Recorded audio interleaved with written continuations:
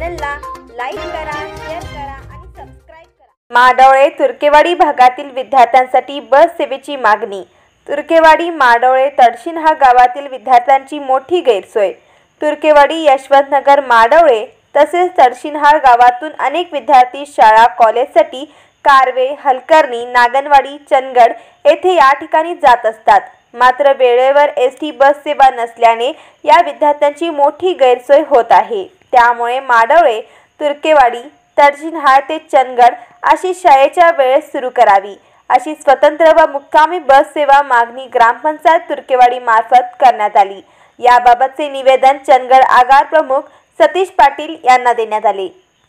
बस सेवा सुरळीत नसल्याने या भागातील विद्यार्थ्यांना रोज अनेक अडचणींचा सामना करावा लागत आहे। एकतर सकाळी शाळेच्या वेळेत बस नसल्याने तासनतास वाट पाहावी लागते। त्यानंतर येणाऱ्या गाडीमध्ये उभं राहायलाही जागा नसते। त्यामुळे विद्यार्थ्यांना जीव धोक्यात घालून आदी अडचणीतून मार्ग काढावा लागतो। त्यामुळे वेळेत शाळा कॉलेजमध्ये पोहोचण्यासाठी अडचणी येत असून त्यांचे शैक्षणिक नुकसान होत आहे।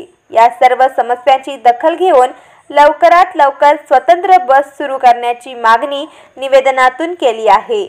यावर आगार प्रमुखांशी चर्चा केल्यावर तातडीने बस सेवा सुरू करण्याचे पाटील यांनी आश्वासन दिले।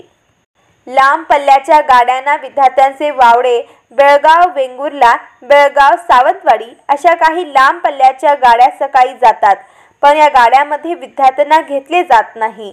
काही ठिकाणी तर गाड्याच थांबवल्या जात नाहीत। त्यामुळे गाड्या असून विद्यार्थ्यांना जाता येत नाही। त्यामुळे या लांब पल्ल्याच्या एसटी गाड्यांना विद्यार्थ्यांचे वावडे का असा संतप्त सवाल विचारला जात आहे। काही वेळा तर विद्यार्थ्यांना जबरदस्ती उतरवलं जातं। त्यातून अनेकदा वाहक आणि प्रवासी यांच्यामध्ये वादाचे प्रसंगही घडले आहेत। त्यामुळे यावरही एसटी प्रशासनाने लक्ष द्यावे अशी मागणी होत आहे।